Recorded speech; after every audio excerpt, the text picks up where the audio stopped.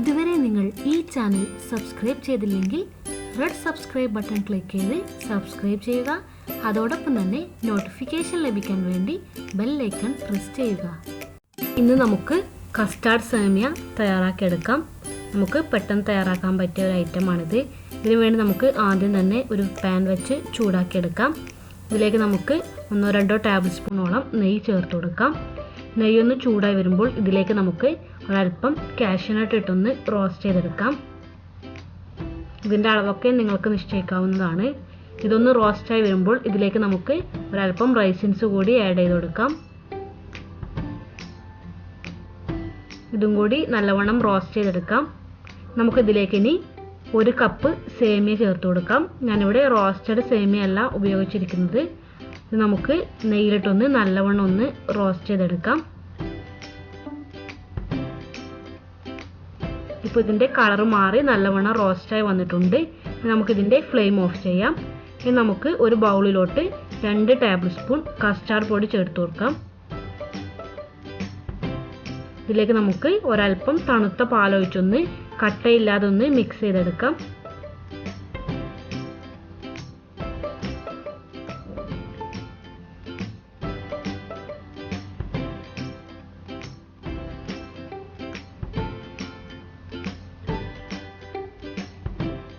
ഇനി നമുക്കിത് ഒരു സൈഡിലോട്ട് മാറ്റി വെക്കാം. ഇനി നമുക്ക് ഒരു സോസ് പാനിലോട്ട് 1/2 ലിറ്റർ പാൽ ഒഴിച്ചു കൊടുക്കാം. ഈ പാലൊന്ന് നമുക്ക് നല്ലവണ്ണം തിളപ്പിച്ചെടുക്കണം. ഇതിലേക്ക് നമുക്ക് ഒരു 3 ടേബിൾ സ്പൂണോളം പഞ്ചസാര ചേർത്ത് കൊടുക്കാം. പഞ്ചസാരയുടെ അളവിൽ നിങ്ങൾക്ക് വ്യത്യാസം വരുത്താവുന്നതാണ്. നമുക്കിതിലേക്ക് നേരത്തെ റോസ്റ്റ് ചെയ്ത് വെച്ചിരിക്കുന്ന കാഷ്യൂനട്ടും റൈസിൻസും സേമിയയും ആഡ് ചെയ്ത് കൊടുക്കാം. ഇതും കൂടി ചേർത്ത് നമുക്ക് നല്ലവണ്ണം ഒന്ന് തിളപ്പിച്ചെടുക്കാം. സേമിയ ഇതിൽ കിടന്ന് നല്ലവണ്ണം വെന്ത് വരുന്നവരെ നമുക്ക് വെയിറ്റ് ചെയ്യാം. ഇതിലേക്ക് നമുക്ക് 1-2 ടേബിൾ സ്പൂണോളം കണ്ടൻസ്ഡ് മിൽക്ക് കൂടി ആഡ് ചെയ്ത് കൊടുക്കാം. ഇത് ഓപ്ഷണലാണ്, വേണമെങ്കിൽ ചേർത്താൽ മതി. ഇതും കൂടി ചേർത്ത് നമുക്കിതൊന്ന് നല്ലവണ്ണം കുറുക്കിയെടുക്കാം. ഇപ്പോൾ സേമിയൊക്കെ അത്യാവശ്യം വെന്ത് വന്നിട്ടുണ്ട്. നമുക്കിതിലേക്ക് നേരത്തെ മിക്സ് ചെയ്ത് വെച്ചിരിക്കുന്ന കസ്റ്റാർഡ് കൂട്ട് ഒഴിച്ചു കൊടുക്കാം.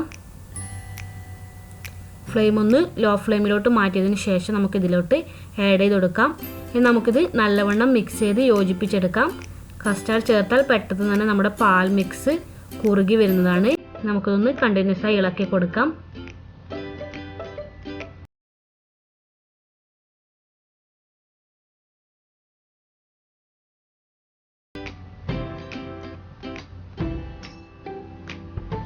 ഇതിപ്പോൾ തയ്യാറായിട്ടുണ്ട്. ഇനി നമുക്ക് ഫ്ലെയിം ഓഫ് ചെയ്യാം. ചൂടാറിയതിന് ശേഷം ഫ്രിഡ്ജിൽ വെച്ച് തണുപ്പിച്ച് നമുക്കിത് സെർവ് ചെയ്യാം. Thank you.